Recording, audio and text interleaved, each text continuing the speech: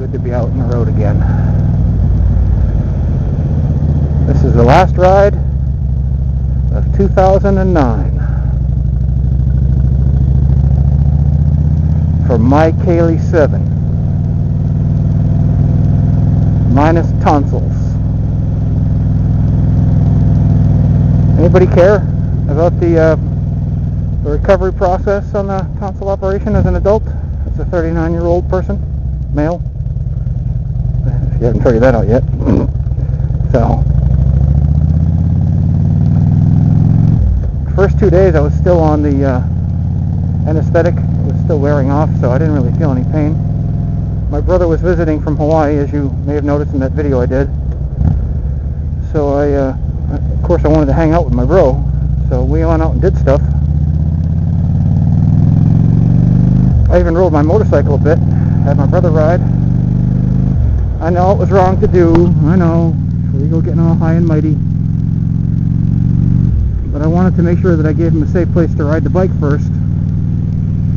And I was feeling fine, I wasn't feeling, dizzy or loopy or anything like that. So I took a chance, I know, calculated risk, and I rode the bike to my school, which is 7 minutes away. And then he ended up riding it on around the parking lot for a while, which is great. And then he drove it home with me driving the car. Which I know, you shouldn't be driving when you're on Demerol and anesthesia, but everything turned out alright, thank God. So after those first 2 days, that's when the pain started to really set in.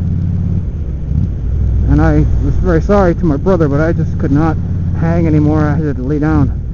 But it was all for the best because he had to move on. He was heading up to DC next, then New York, and then Boston. So I pretty much ran out of gas right when he was leaving. He left a very nice message on my camera.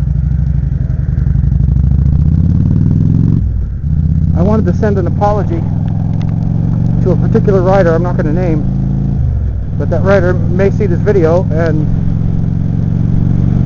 that rider may know I'm talking about that person.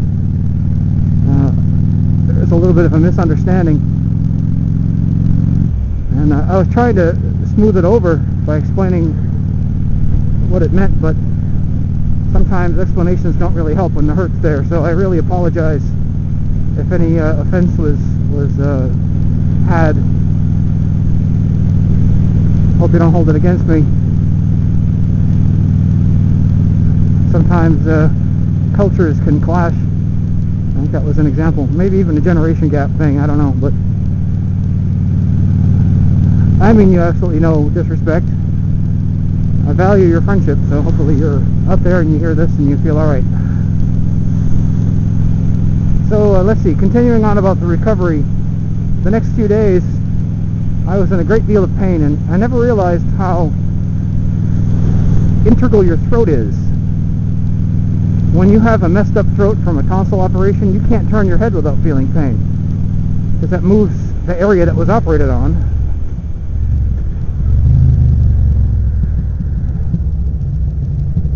And that's not very comfortable, obviously.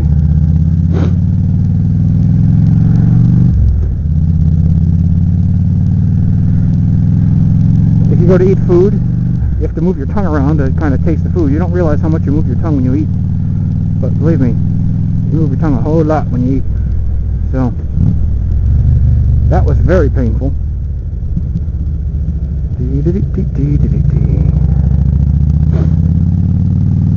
Of course, swallowing anything was hard. Very painful. Water, saliva, just the action of swallowing hurts because things are pressing on each other, and that's painful. I had these big scabs. I still have them in the back of my throat. I can feel them like little meatballs back there, like I'm swallowing meatballs all the time. And that sucks, but, that's part of the deal. You can't yawn. Yawning really hurts because you're stretching all that area out. I sneezed, and I tried to, hold the sneeze in as I was sneezing. That was a bad idea. That was a very bad idea. I was in a whole lot of pain. So anybody who gets a tonsil operation as an adult, when you sneeze, don't hold it in, just let it out, let it rip. Hello. cows.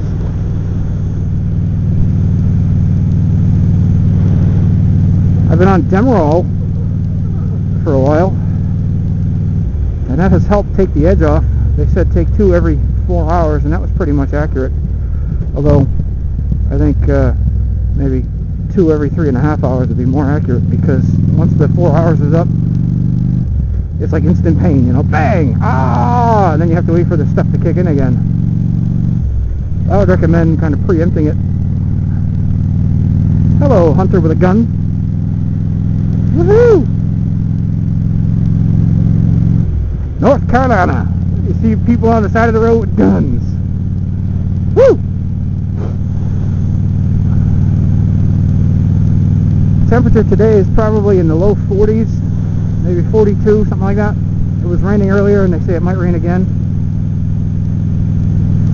So it's not a polar bear vlog, but I'm out here doing my thing. Oh, does this feel good? I'm telling you.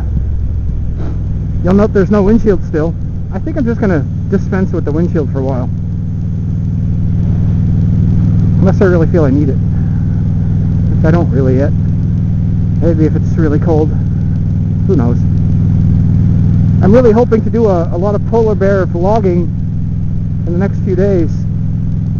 They say January, you know, next week is going to be very cold for North Carolina. It'll be in the teens and 20s in the morning, so on my way to school next week, hopefully I'll get some good below 30 weather.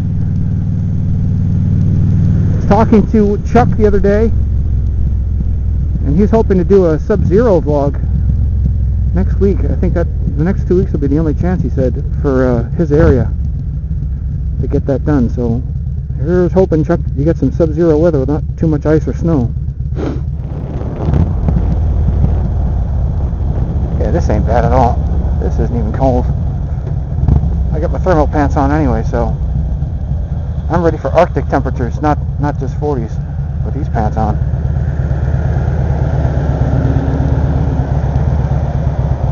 A lot of people say, you know, how can you ride in the cold? What are you, crazy? Like my brother, he was, of course he's from Hawaii, but he rode the bike home in this weather, and he was absolutely frozen solid. He hated it. I mean, he liked the bike, but he thought it was just way too cold. I don't know, for me, it doesn't bother me. Every time I ride in the cold, I always wonder about that. How anybody could not ride in weather like this. This is just another day, man. Of course, you know, people up north, you have it way colder than I do. But if you have a nice 40-degree day, and it's not icy or snowy or whatever, what the heck? Get out on the bike. Now, if you have salt in the road, okay, I totally understand you there. Salt, that's a no-go situation. You need to be ruining your bike for that. We don't ever get salt in the road here. I mean, maybe once or twice a year for the 1 or 2 snowstorms we get. Snowstorm meaning like 6 inches at the most. I think we got like 29 inches one year. This is before I moved here.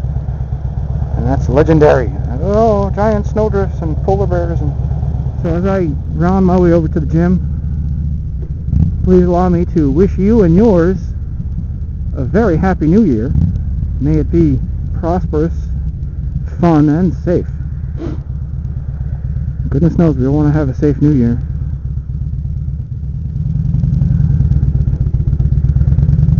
And although I already did this in another video, I'd like to extend my best wishes to the Smyrna Cowboy for a speedy and complete recovery from the hip surgery that he had. Hope everything goes well, Dave, and may you have a very nice recovery time, surrounded by family and friends. Can't wait to see your videos when you get back on the road, or any video that you have, actually. It's always interesting to see what's going on in the world of the Smyrna Cowboy.